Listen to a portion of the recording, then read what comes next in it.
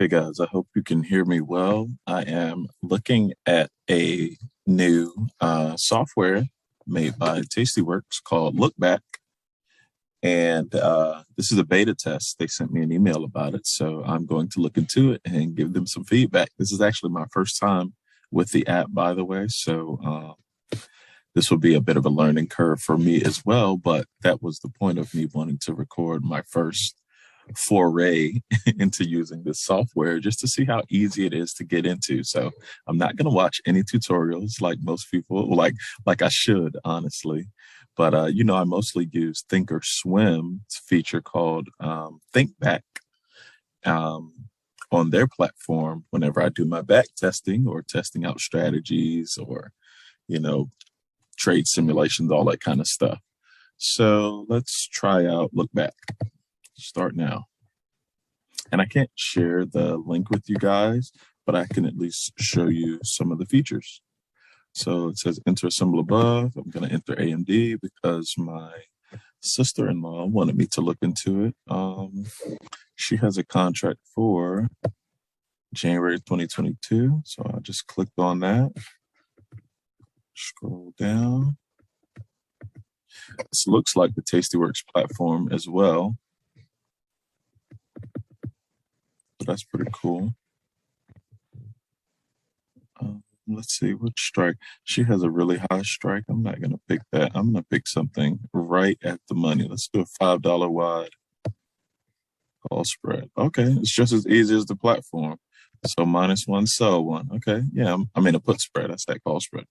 So I'm going to do a 110, 105 put spread that doesn't expire until January 2022. I know that's a long way away. Honestly, I'd probably go a whole lot further out here if I was actually doing this, but I'm just going to pick something that's right at the money. So right where the underlying stock is trading, it's trading right in between there. So, okay, it looks like I'll collect $285 from this strategy. $285. Okay, it says what the stock is trading at up in the corner, $106.04. Cool. All right, so now let's go to the next screen. Okay, here's my forecasted profit and loss. This is kind of cool. The wave. Oh, it was loading. Okay. All right, sweet. Oh, hold on. All right, so look, I moved my mouse around. And it's basically, all right, so look, we got two axes. And I'm thinking each grid represents one day. Let's see. 1 week. Okay. So maybe each grid didn't represent each 1 week because it's not this many weeks until expiration. Okay. Let's go back to 1 day. Let's see what our adjustments are too. Okay, 6 months, 1 day. Oh, hold on. That's our symbols. I mean, our candlesticks. Okay, that's what it's adjusting. It's adjusting the candlestick. So 3 months back and 1 day. I wonder if I can pan this over. No? Okay.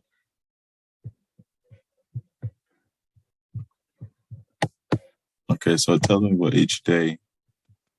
Oh, look, I clicked and held, and now it's giving me a line so that I can know exactly where I'm at. Okay, so this is how it performed each of these past days. Nice. I like this. All right, hold on.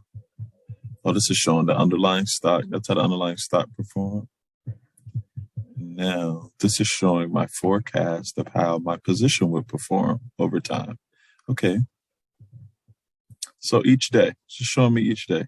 If the stock is at, hold on, matter of fact, let's just say that the stock is going to stay right where it's at. Okay, we'd be up $20 with that particular option. And I think we collected $285 for this. If the stock goes to the moon, our max profit is, what we collected on the trade, which was $285, I believe.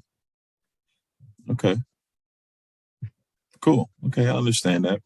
It's pretty simple enough to understand profit and loss, but that was cool. I just randomly held it. Okay, hold on, Sir. They give me probabilities as well. You see these percentages on the side? If you look to the right on that axis where the price is, they give me the probability of It looks like a probability, statistical probability, or the chance of it being at that particular price. So that's pretty nice too, because I utilize, y'all know I use probabilities, statistical probabilities as well. I mean, the theoreticals, but that's essentially, the market math doesn't change. The market math will always be there, will always be consistent. The things that change that you can't control are the market participants. Okay, so let's check the next tab, analysis. Okay, so this is a normal risk analysis. Okay, so look, the middle line is what the blue line is your P&L day by day. Right now it's showing August the 1st. So I wonder how to adjust between each day. Or can you adjust between each day? What's this red line? I like this. I like that. Wow. Really simple, easy to use. So this adjusts my days so that I can see how I'm performing each day. Remember I said the blue line. If you look to the left, it shows your P&L, your profit and loss on each day based on where the stock is trading at. The bottom axis, it shows what your position would theoretically be at, like your profit and loss would theoretically be at if the price was at the sliders, at the spot that you're sliding it left and right to. The green line, however, is what it would look like if the stock was there at expiration. So I'm going to just go to the 95. At expiration, if the stock is at 95.51 at expiration, I'd be looking at a loss of $215. So that means that it would be worth about $95. So I lost $215 if at expiration it expires at $95.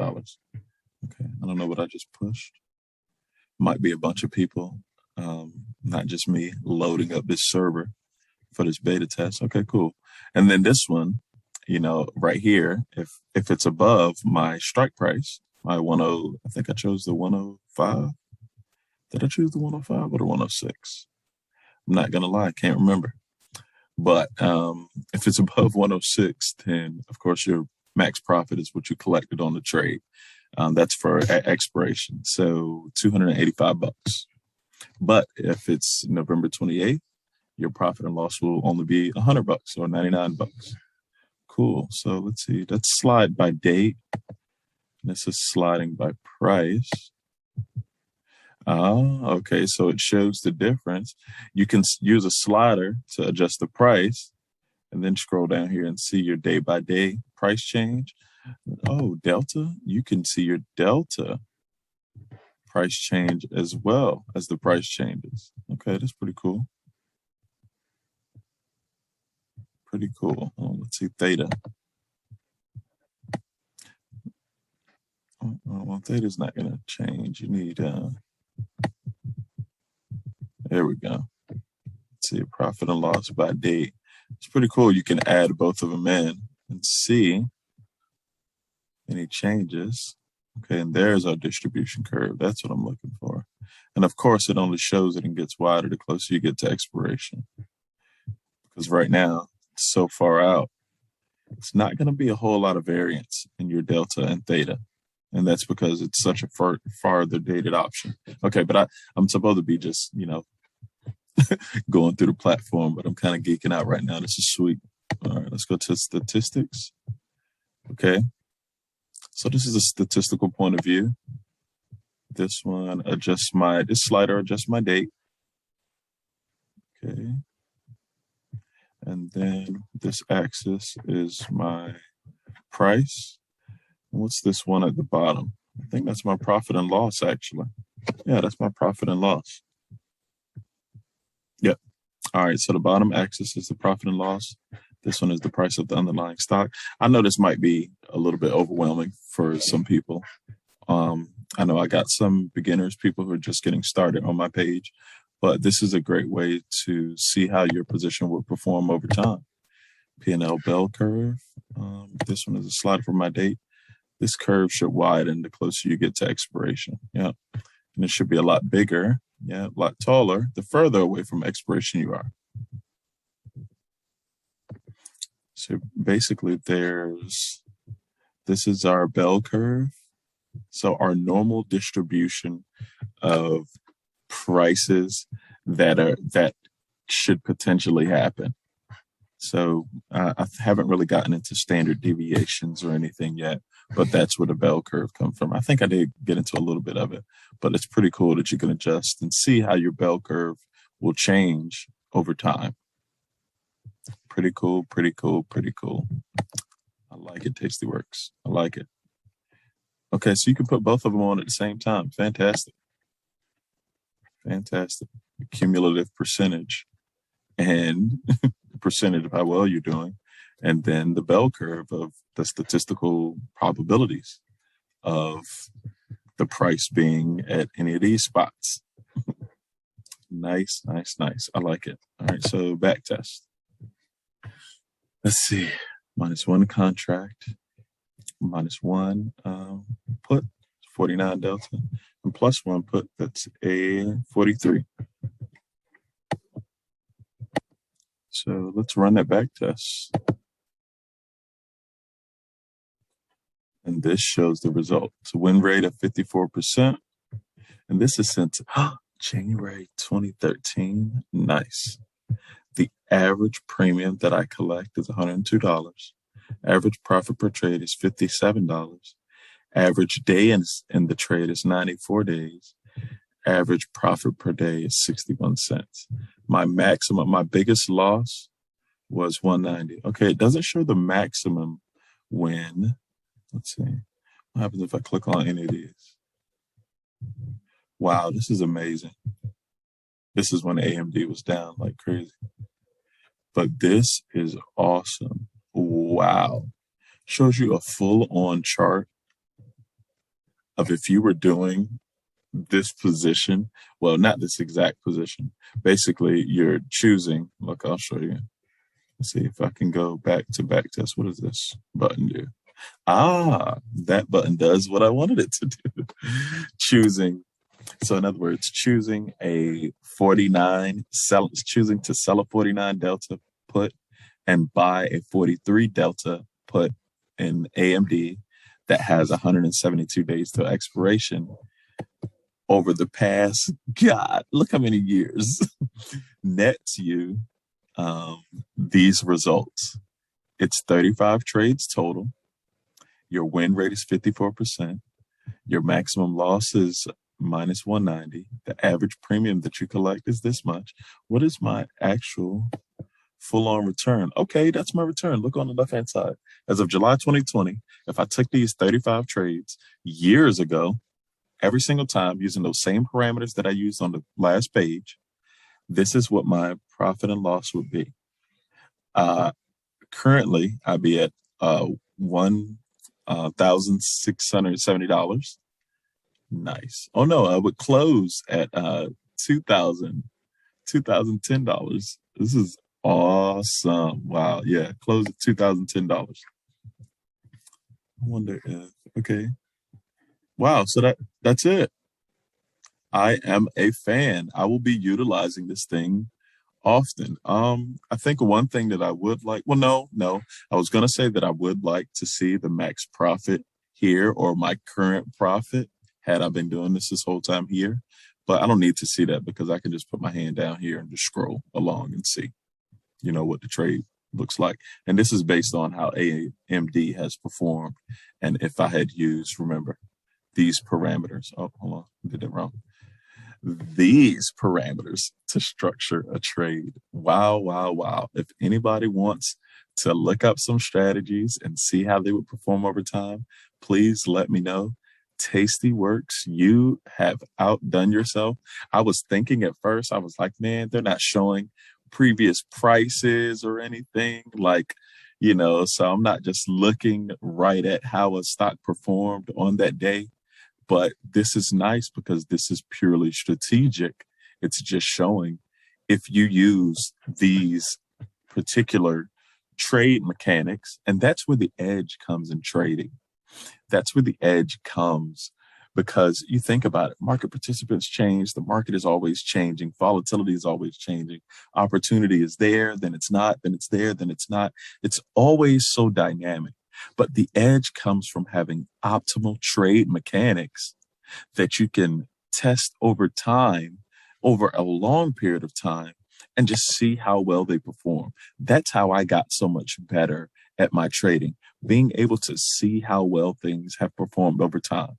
Even though, even though past performance isn't always going to be an indicator of what the future is going to hold. The fact of the matter is optimal trade mechanics. I wonder if they have a feature where I can set to get out.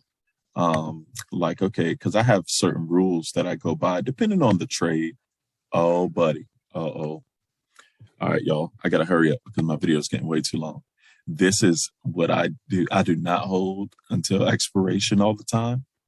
I will sometimes get out at a percentage. Let's see, 40% of what I collected, or I will have a specific dollar amount that I want to make.